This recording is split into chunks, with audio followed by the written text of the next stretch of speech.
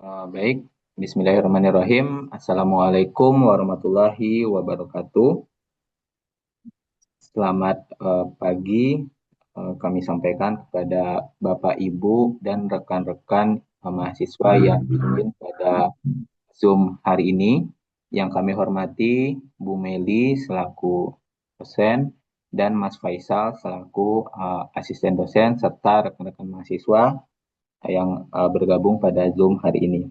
Pada kesempatan kali ini, kami akan mempresentasikan hasil penelitian kami untuk tugas AAS mata kuliah PMK, di mana judul dari penelitian kami yaitu pengaruh kompetensi driver dan kondisi armada terhadap ketepatan waktu pengiriman melalui tingkat kepuasan pelanggan di PT Pos Indonesia, di mana studi kasusnya kami lakukan di kantor pos cabang utama Malang 6500. Untuk penelitian ini kami menggunakan aplikasi Smart PLS 3.0, terus menggunakan PET analisis. Selanjutnya, kami akan menyampaikan anggota tim dalam penelitian ini. Saya sendiri, Agung Prayoga, NIP-nya 211250025. Selanjutnya ada Bapak Sufino Yulian Rofi, NIP 211250033. Ada Mbak Nur Indah, NIP 211250057, dan Mbak Alfatani Diva, NIP 211250041. Baik, selanjutnya akan kami coba paparkan hasil penelitian kami. Pertama, latar belakang akan dijelaskan oleh Bapak Sufino. Kepada Bapak Sufino kami persilakan. Ya, ini kita membahas terkait latar belakang.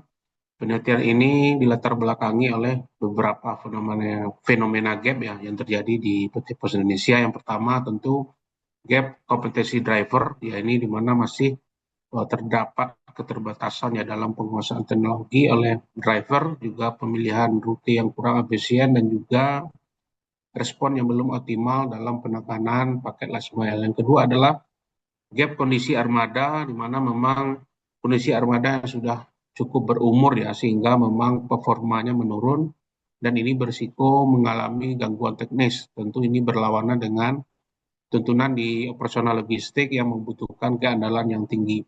Yang ketiga adalah gap ketepatan waktu dan kepuasan, di mana ini keterlambatan pengiriman tentu berdampak langsung kepada menurunnya kepuasan pelanggan, tentunya citra layanan di PT Pos. Makanya penelitian ini penting kami angkat untuk mengetahui faktor-faktor yang mempengaruhi ketepatan waktu dan kepuasan pelanggan. Next. Untuk rumusan masalah, yang pertama, apakah kompetensi driver berpengaruh langsung terhadap ketepatan waktu pengiriman? Yang kedua, apakah kondisi armada berpengaruh langsung terhadap ketepatan waktu pengiriman? Yang ketiga, apakah driver berpengaruh langsung terhadap kepuasan pelanggan? Yang keempat, apakah kondisi armada berpengaruh langsung terhadap kepuasan pelanggan? Yang kelima, apakah ketepatan waktu pengiriman berpengaruh langsung terhadap kepuasan pelanggan? Yang keenam, apakah kompetensi driver berpengaruh terhadap kepuasan pelanggan melalui ketepatan waktu pengiriman? Dan yang terakhir, apakah kondisi armada berpengaruh terhadap kepuasan pelanggan melalui ketepatan waktu pengiriman?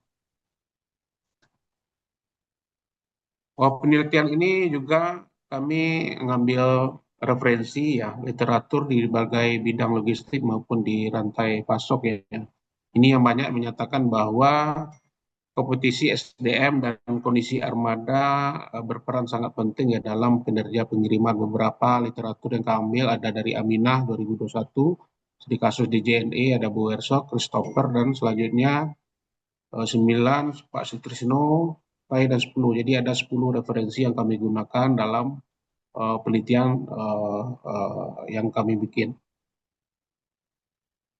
Baik, Next. selanjutnya terkait hipotesis penelitian, ada beberapa hipotesis yang akan kami lakukan pengujian dalam penelitian ini. Dibagi atas dua hipotesis. Pertama, hipotesis pengaruh langsung dan hipotesis pengaruh tidak langsung. Untuk hipotesis pengaruh langsung ada 5 yang akan kami uji. Pertama, apakah kompetensi driver sebagai X1 berpengaruh positif dan signifikan terhadap ketepatan waktu pengiriman sebagai variabel Z? Yang kedua, apakah kondisi armada sebagai variabel X2 berpengaruh positif dan signifikan terhadap ketepatan waktu pengiriman variabel Z? Hipotesis ketiga, apakah kompetensi driver sebagai X1 berpengaruh positif dan signifikan terhadap kepuasan pelanggan sebagai variabel Y? Yang hipotesis keempat, apakah kondisi armada sebagai variabel X2 berpengaruh positif dan signifikan terhadap kepuasan pelanggan sebagai variabel Y? Ya, hipotesis yang kelima, apakah ketepatan waktu pengiriman variabel Z berpengaruh positif dan signifikan terhadap kepuasan pelanggan sebagai variabel Y? Itu untuk hipotesis pengaruh langsung. Selanjutnya, uji hipotesis pengaruh tidak langsung. Ini kami menggunakan variabel mediasi. Ada 2 pengujian. Pertama, apakah kompetensi driver sebagai variabel X1 berpengaruh terhadap ketepatan waktu pengiriman variabel Z melalui kepuasan pelanggan sebagai variabel mediasi. Yang hipotesis terakhir, yang ketujuh, apakah kondisi armada variabel X2 berpengaruh terhadap ketepatan waktu pengiriman variabel Z melalui kepuasan pelanggan sebagai variabel mediasi. Jadi ada 7 hipotesis yang akan kami lakukan pengujian di sini, diantaranya 5 hipotesis pengaruh langsung dan 2 hipotesis pengaruh tidak langsung. Selanjutnya, untuk operasional variabel. Di sini kami menggunakan 4 variabel, 2 variabel X dan 1 variabel mediasi kepuasan pelanggan, terus 1 variabel endogennya, di mana variabel X-nya itu ada X1, X2, kompetisi driver, dan kondisi armada, di mana kompetisi driver ini merupakan kemampuan, pengetahuan, dan keterampilan karyawan dalam mengemudi. Yang kedua, X2, kondisi armada, itu mencakup kelayakan kendaraan dan serta perawatan rutin. Untuk ininya endogennya, ketepatan waktu pengiriman, itu kesesuaian antara estimasi waktu sampai dengan kenyataan di lapangan. Untuk mediasi kepuasan pelanggan, bagaimana perspektif subjektif pelanggan terhadap seluruh proses layanan diterima. Untuk variabel, masing-masing variabel itu memiliki 3 indikator. Nah, kompetisi driver X1, X2, X3, indikatornya pengetahuan rute, keterampilan teknis, dan penguasaan teknologi, di mana nanti masing-masing indikator itu kami lakukan membuat satu pertanyaan. Kondisi armada juga ada 3 indikator, di antaranya kelayakan mesin, keamanan, dan kebersihan dari armada. Ketepatan waktu ada 3 indikator, kesesuaian estimasi, kecepatan waktu kiriman, dan konsistensi pengiriman. Kepuasan pelanggan juga ada 3 indikator, di antaranya kesesuaian harapan pelanggan, minat penggunaan kembali, dan rekomendasi dari pelanggan. Untuk instrumen penelitian ini kami lakukan skala Likert dengan bobot nilai 1 sampai 5, di mana 1 sangat tidak setuju sampai dengan 5 sangat setuju. Nah, beberapa pertanyaan atau kuesioner yang kami lakukan, ini beberapa pernyataan kuesioner dapat dilihat di tabel yang sudah kami buat. Lanjut, pengumpulan data. Untuk pengumpulan data, kami lakukan sampling dari beberapa level di kantor pos cabang utama Malang. Itu ada level pimpinan, manajer, asisten manajer, staf, dan pelanggan yang melakukan transaksi di kantor pos. Jumlah data respondennya ada 35 responden, datanya primer, terus lokasinya di kantor pos cabang utama Malang. Kami lakukan menggunakan Google Docs, atau kami share kuesioner online, dan berikut ini hasil dari beberapa jawaban kuesioner dari sampling yang kami lakukan. Baik, lanjut. Metode penelitian akan dijelaskan oleh Mbak Indah. Kepada Mbak Indah kami persilakan. Baik, selanjutnya metode penelitian. Di sini studi ini mengadopsi pendekatan kuantitatif melalui analisis jalur dengan menggunakan instrumen perangkat lunak Spark PLS 3.0. Dari diagram jalur dapat kita perhatikan bahwa model ini mengintegrasikan 2 variabel eksogen utama, yaitu kompetensi driver sebagai X1 dan kondisi armada sebagai X2, yang masing-masing diukur melalui 3 indikator reflektif. Model ini terletak pada penempatan kepuasan pelanggan sebagai variabel mediasinya. Secara teoritis, kami berargumen bahwa efektivitas kompetensi driver dan kondisi armada tidak hanya berdampak langsung, tetapi harus melalui persepsi kepuasan untuk dapat mencapai hasil akhir yang optimal. Variabel endogen akhir dalam penelitian ini adalah ketepatan waktu yang menjadi indikator performa kritikal dalam layanan logistik PT Pos Indonesia. Struktur ini dirancang untuk menguji dinamika pengaruh langsung maupun tidak langsung. Next.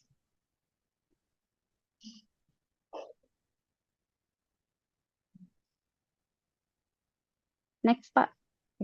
Analisis data melalui Smart PLS. Pertama dengan melakukan evaluasi outer model atau model pengukuran.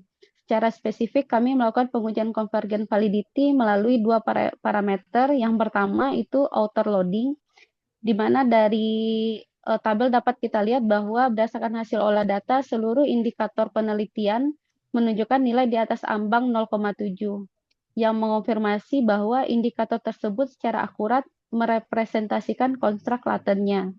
Yang kedua itu tabel average variance extracted-nya.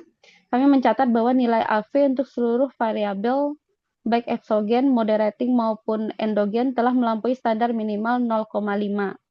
Sehingga ini menyatakan bahwa seluruh variabel memiliki validitas konvergen yang valid. Next. Berikutnya itu untuk diskriminan validity. Untuk diskriminan validity ini kita melakukan dua tahapan. Yang pertama itu cross-loading. Berdasarkan gambar di samping dapat kita lihat bahwa nilai dari cross-loading masing-masing variabel menunjukkan masing-masing indikator memiliki nilai tertinggi pada konstruknya sendiri, sehingga diskriminan validity-nya terpenuhi.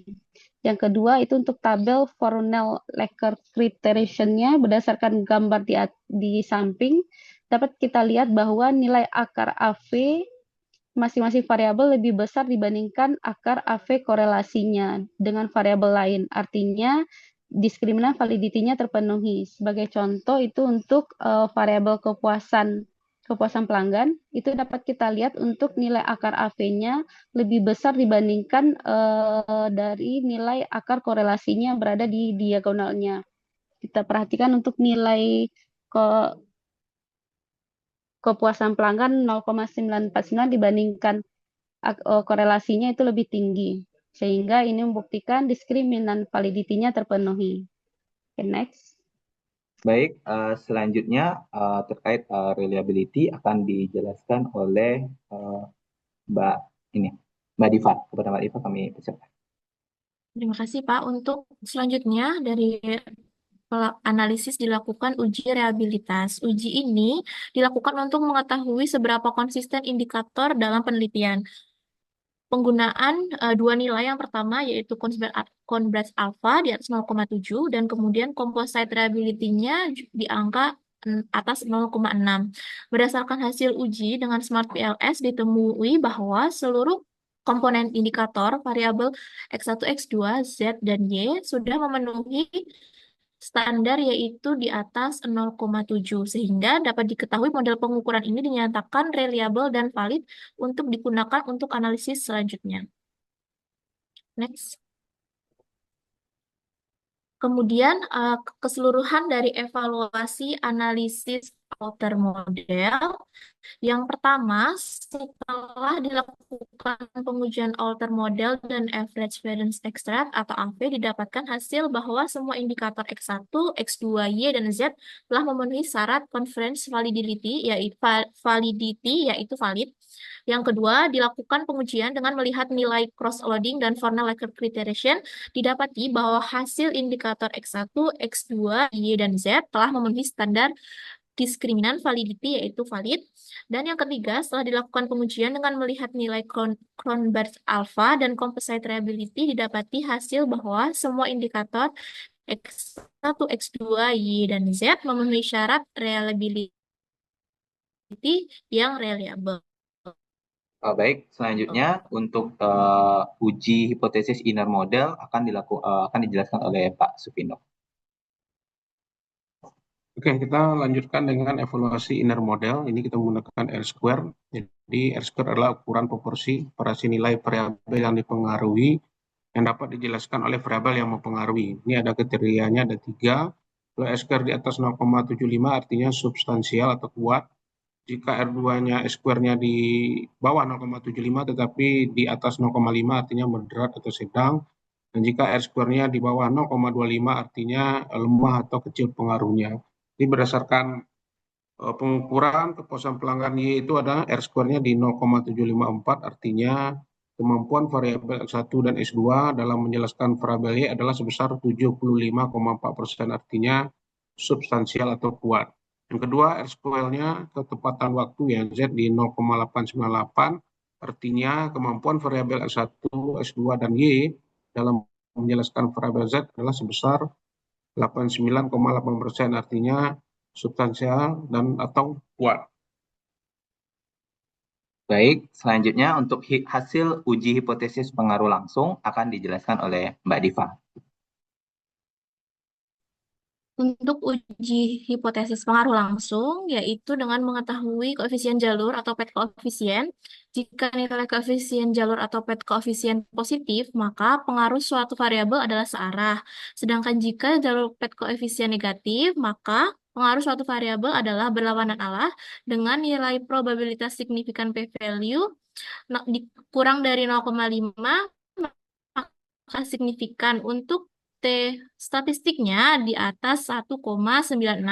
Berdasarkan hasil PET koefisien dari masing-masing indikator yang ada, yaitu kompetensi hipotesis 1, kompetensi driver dengan ketepatan waktu memiliki nilai T statistik yang sebesar 0,079 dan nilai p-value-nya yaitu 0,937, artinya tidak signifikan. Untuk hipotesis kedua, kompetensi driver dengan kepuasan pelanggan, nilai T statistiknya di 2,817 dan nilai p-value-nya di 0,005 yang artinya signifikan. Selanjutnya untuk hipotesis yang ketiga, kondisi armada dengan ketepatan waktu, nilai T statistiknya di 1,179 dan p-value-nya di 0,076 yang artinya tidak signifikan. Selanjutnya untuk hipotesis keempat, kondisi armada dengan kepuasan pelanggan, nilai T statistiknya di 3,067 dan p-value-nya di 0,002 yang artinya signifikan. Dan yang hipotesis yang terakhir, keputusan ketepatan waktu dengan kepuasan pelanggan, nilai T statistiknya di 7,482 dan nilai p-value-nya di 0,00 yang artinya signifikan. Baik, terima kasih Mbak Diva. Selanjutnya uji hipotesis pengaruh tidak langsung akan dijelaskan oleh Mbak Indah.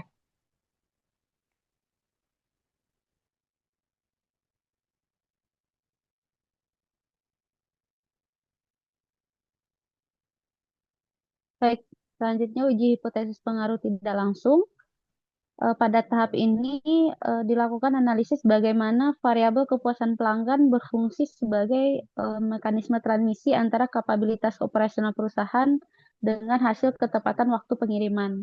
Untuk hipotesis yang keenam, ditemukan adanya pengaruh tidak langsung yang signifikan dari kompetensi driver terhadap ketepatan waktu melalui kepuasan pelanggan dengan nilai koefisien 0,367. Parameter statistik menunjukkan nilai T statistik 2,480 lebih besar dari 1,96 dan p-value 0,013 lebih kecil dari 0,05. Berikutnya hipotesis yang ketujuh, pada variabel kondisi armada terdapat pengaruh tidak langsung yang signifikan terhadap ketepatan waktu melalui kepuasan pelanggan dengan koefisien 0,376. Hasil ini didukung oleh nilai T statistik 2,942 dan p-value 0,003. Hal ini menunjukkan bahwa variabel kepuasan pelanggan memiliki peran sebagai full mediasi atau mediasi penuh. Next. Baik, terima kasih Mbak Indah. Berikut kami jelaskan terkait evaluasi analisis inner model. Pertama, untuk R-square. R-square model jalur 1, di mana nilainya 0,754, artinya kemampuan variabel X1 dan X2 dalam menjelaskan variabel Y adalah sebesar 75,4%, artinya substansialnya tinggi atau kuat. Yang kedua, R-square model jalur 2, di mana nilainya 0,89 artinya kemampuan variabel X1, X2, dan Y dalam menjelaskan variabel Z adalah sebesar 89,8%, artinya substansial atau kuat. Terkait hasil hipotesis, uji pengaruh langsung dan tidak langsung dapat kami sampaikan. Kesimpulannya pertama, hipotesis 1 terhadap kompetensi driver X1 terhadap ketepatan waktu atau Z itu hasilnya tidak signifikan. Hipotesis 2, kompetensi driver X1 terhadap kepuasan pelanggan atau Y hasilnya signifikan. Hipotesis 3, kondisi armada X2 terhadap ketepatan waktu atau Z hasilnya tidak signifikan. Hipotesis keempat, kondisi armada X2 terhadap kepuasan pelanggan hasilnya signifikan. Dan hipotesis kelima, ketepatan waktu atau Z terhadap kepuasan pelanggan Y hasilnya signifikan. Untuk pengaruh tidak langsung, kompetensi driver X1 terhadap ketepatan waktu dimediasi oleh kepuasan pelanggan hasilnya signifikan. Dan variabel kepuasan pelanggan di sini berperan full mediasi. Maksudnya, di mana saat pengaruh langsung X1 terhadap ketepatan waktu itu tidak signifikan. Dan saat dilakukan mediasi menjadi signifikan. Itu artinya peran dari variabel kepuasan pelanggan adalah full mediasi. Hipotesis yang ketujuh, pengaruh tidak langsung kondisi armada X2 terhadap kepuasan pelanggan terhadap ketepatan waktu yang dimediasi oleh kepuasan pelanggan itu signifikan. Di mana variabel kepuasan pelanggan berperan full mediasi, artinya pada saat pengaruh langsung antara kondisi armada dengan ketepatan waktu hasilnya tidak signifikan, sehingga pada saat dilakukan mediasi menjadi signifikan, sehingga peran dari kepuasan pelanggan yaitu full mediasi. Jadi kesimpulan dalam penelitian ini, yang pertama, tujuan penelitian dalam rumusan masalah ada 7 hipotesis itu sudah terjawab semua, sehingga kita bisa mengidentifikasikan variabel mana saja yang berpengaruh dan variabel mana saja yang tidak berpengaruh. Selain itu, kita juga bisa mengetahui peran dari variabel mediasi dalam penelitian ini. Yang kedua, rangkuman hipotesis. Dari 7 hipotesis, ada 3 hipotesis yang dipengaruhi secara langsung dan 2 hipotesis ditolak atau tidak signifikan. Namun 2 hipotesis yang ditolak itu dimediasi full oleh variabel mediasi atau kepuasan pelanggan. Selanjutnya untuk rekomendasi praktis atau implikasi manajerial. Yang pertama, pengembangan teknologi informasi. Karena penguasaan teknologi adalah indikator kompetensi driver, di mana PT Pos Indonesia perlu memperbaharui sistem navigasi real-time yang terintegrasi dengan perangkat driver untuk optimalisasi rute dinamis guna menghindari kemacetan. Yang kedua, peningkatan kompetensi SDM. Fokus utama harus pada pelatihan teknis driver, tidak hanya dalam cara mengemudi, tetapi juga dalam pemeliharaan dasar kendaraan, di mana kelayakan mesin tetap terjaga selama di lapangan. Karena kita tahu saat ini kompetitor dalam dunia logistik sangat banyak yang juga cukup memperhatikan tidak hanya SDM, juga dari segi mesin kendaraan juga dilakukan pembaruan. Dan ini juga harus menjadi fokus dari PT Pos Indonesia. Baik, Bapak Ibu semuanya, rekan-rekan mahasiswa, terima kasih atas perhatian dan atensinya selama kami melakukan presentasi ini. Sebelumnya, apakah ada pertanyaan? Jika tidak ada, kami cukupkan presentasi kami. Kurang lebih mohon maaf apabila ada kesalahan-kesalahan dalam penyampaian. Terima kasih. Wabillahi taufiq wal hidayah. Assalamualaikum warahmatullahi wabarakatuh.